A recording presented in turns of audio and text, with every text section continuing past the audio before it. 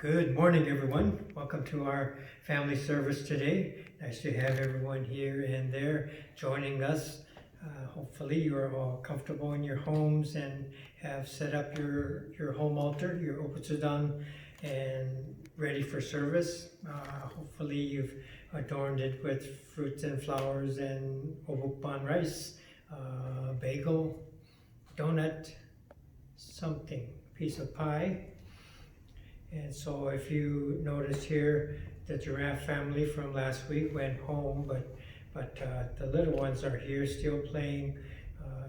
Suki, the baby from Sloth family, is here, and his favorite friend, Snow Bear, is here. So Snow Bear is also imposter bear because he usually joins the giraffe family, and when he joins the giraffe family, he wears this mask.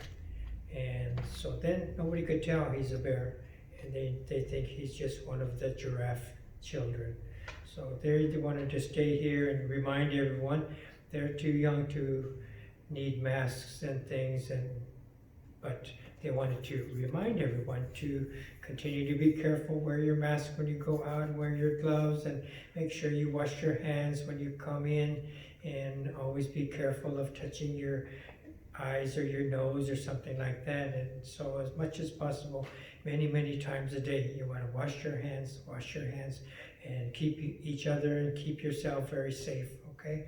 So they wanted to make sure to remind us to always be careful and for us to continue to wear our masks and gloves, okay?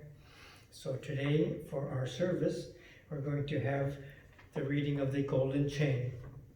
This will be followed by the Raisanmon. Then I'll take my seat on the altar and we'll chant the Sambujo and the Junirai. This will be followed by a short gong meditation, and then I'll come back here for a brief Dharma message. Okay? So you can get your own papers out, ready to join us, and we will begin with the reading of the Golden Chain.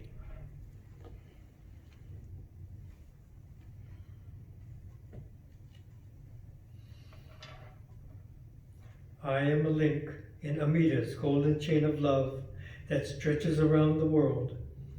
I will keep my link bright and strong. I will be kind and gentle to every living thing and protect all who are weaker than myself. I will think pure and beautiful thoughts, say pure and beautiful words, and do pure and beautiful deeds. May every link in Amida's golden chain of love be bright and strong, and may we all attain perfect peace. Raisanmon. Ninjin ukegatashi imasure ni uku. Buppo kikigatashi imasure ni kiku. Konomi konjo ni mukatte tosezumba. Sarani izure no sho ni mukatte kakonomi o dosen. Daishu moro tomo ni shishin ni sambo ni kieshi tatematsuru beshi. Mizukara butsu ni kieshi tatematsuru. Masani negawaku wa shujo to tomo ni. Daido taige shite mujoi o okosan. Mizukara ho ni kieshi tatematsuru. Masani negawaku wa shujo to tomo ni. Fukaku kyouzo ni irite chie umi no gotoku naran. Mizukara so ni kieshi tatematsuru. Masani negawaku ba shujo to tomo ni. Daishu o tori shite issai muge naran. Mujo jinjin mimyo no ho wa 100,000 万号にも愛をことかたし。我今検問し従事することを得たり、願わくは如来をの真実義を消し立てまつらん。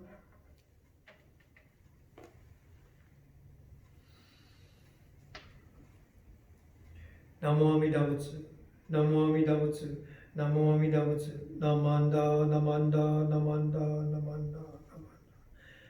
サンブジョー。12来。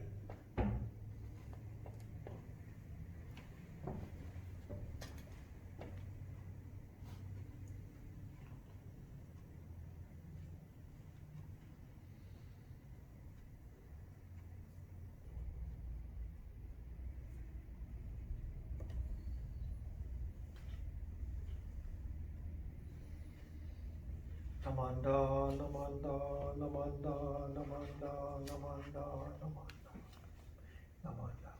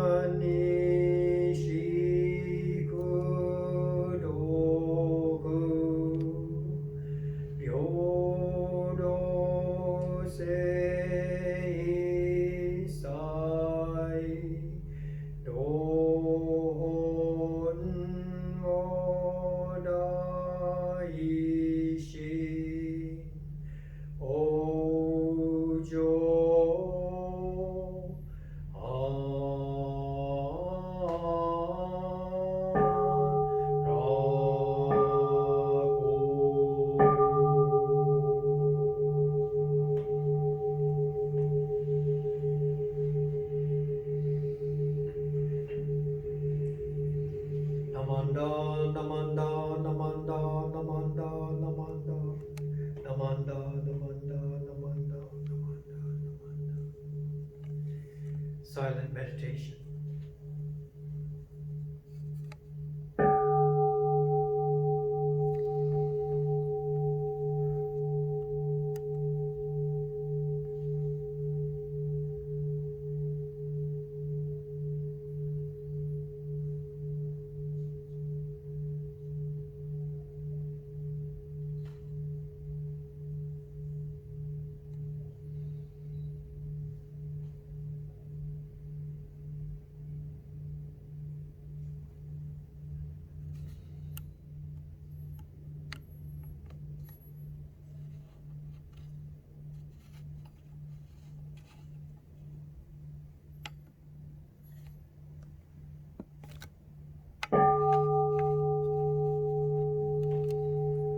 Namo Buddhist, Namo Buddhist, Namo Buddhist, Namanda, Namanda, Namanda, Namanda, Namanda.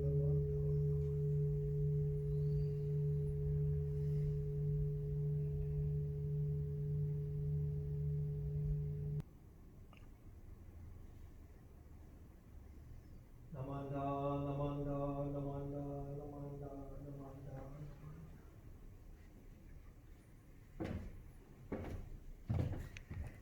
Good morning again. Ohayo gozaimasu. Thank you for being a part of this family memorial, not family memorial, family service today. So thank you so much. Today, I would like to start with a quote from the Tanisho. So please join me in Gassho.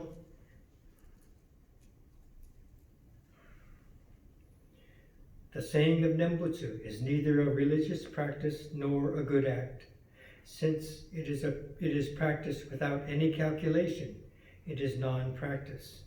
Since it is also not a good created by my calculation, it is non-good.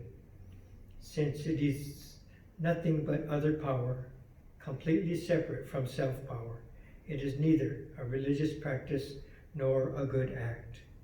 Namo Amida Butsu, Namo Amida Butsu, Namo Amida Butsu. Okay, so this quote from the Tanisho is kind of explaining our Nenbutsu practice here.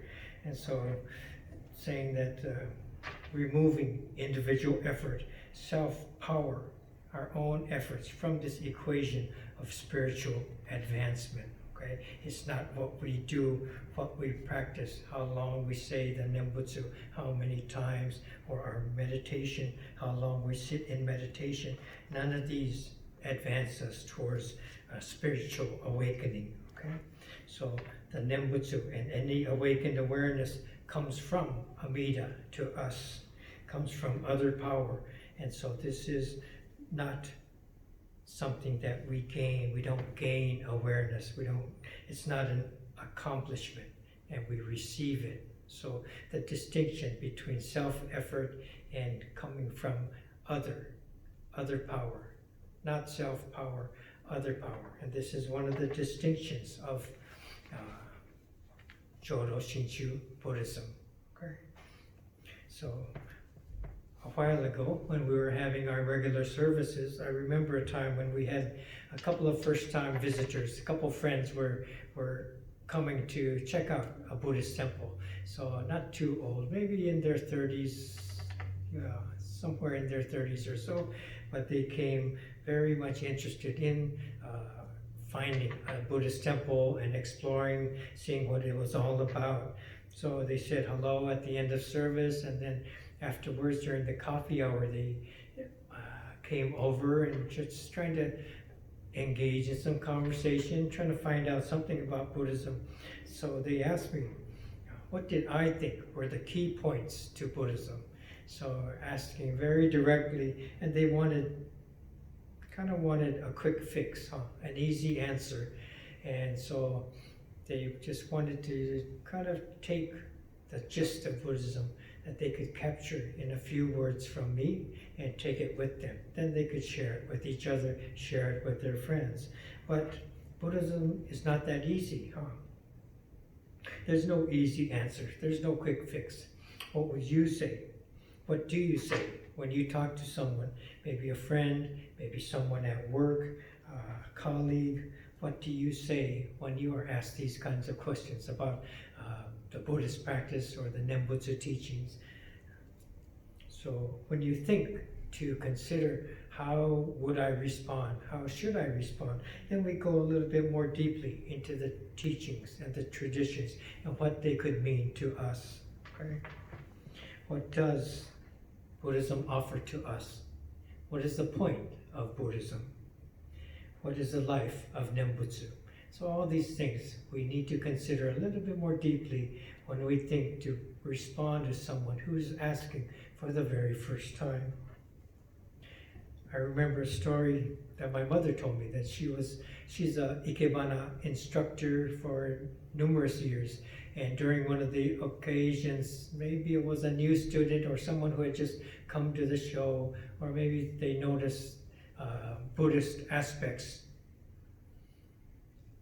Maybe she came to the house and saw the Obutsudan or something. I'm not quite sure about that part of it, but in talking briefly about the Nenbutsu, she asked, why do you say it? What do you get out of it? And my mom's response, you don't get anything. It's not that kind of teaching. So she's, well, if you don't get anything, what's the point of saying it?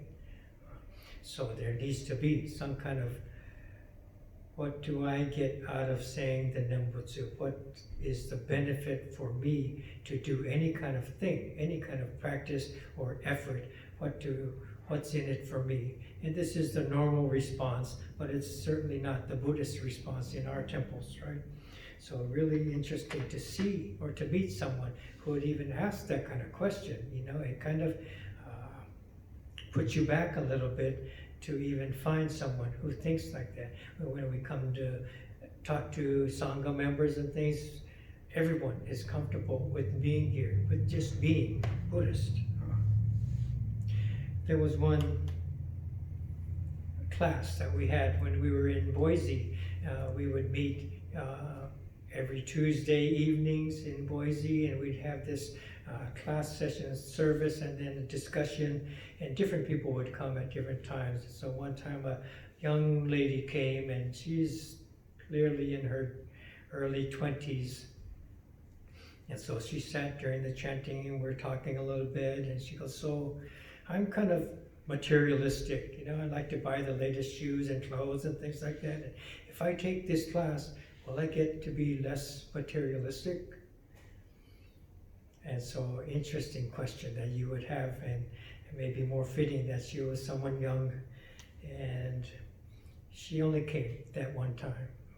So I don't know that she was really looking to cure her ills of being overly materialistic, but sometimes you hear about being free of having these, succumbing to this materialistic society and freeing ourselves of this type of personality, and we do this quite naturally, I think. When you look at the service book, I always point to the second page, the first fully written out. There's the Kyosho, the essentials of Jodo Shinshu Buddhism, and on that page 2 in our purple service books that you are all familiar with, the very last line, it says this: understanding fully the principle of causality, we shall not practice petitionary prayer or magic, nor shall we rely upon astrology or other superstitions. So it's not doing these different types of things to get something, okay, but just to understand the principles of causality, cause and effect, the interconnectedness of life. And this is what we're looking at, and not hoping that something good happens, not hoping for some kind of reward. We just talked about this in our preparations for next year's Dharma school, and how can we kind of point this out, and thinking, what kind of things come to mind when we think of superstitions. We think we are sophisticated people and scientifically minded people, but you do hear, don't step on the crack in the sidewalk, watch out, don't step under an open ladder. black cat crossing your path. Things of these kind of thoughts come to mind when that opportunity, just that instance happens. Should I go around the ladder or should I go underneath the ladder?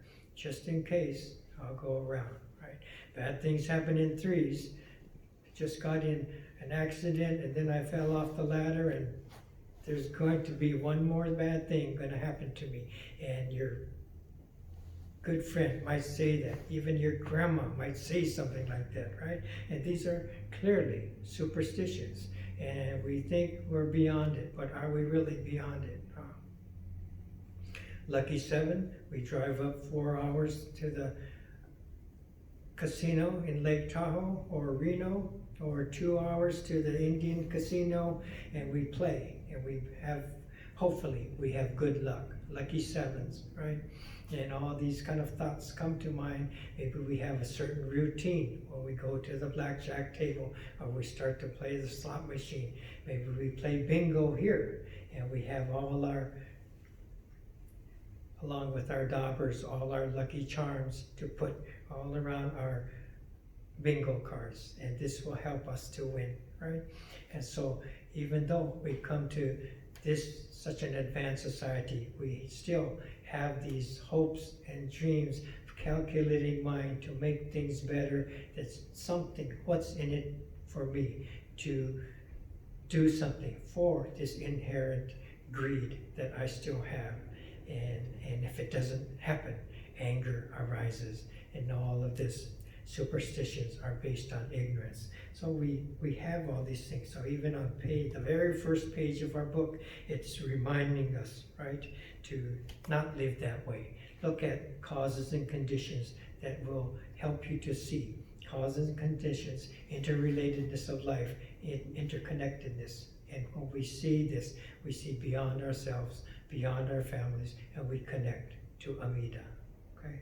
So this is all very important as we look at our lives. I'm going to read this quote once again, and we can think about all these things. Please join me in Gassho. The saying of Nenbutsu is neither a religious practice nor a good act.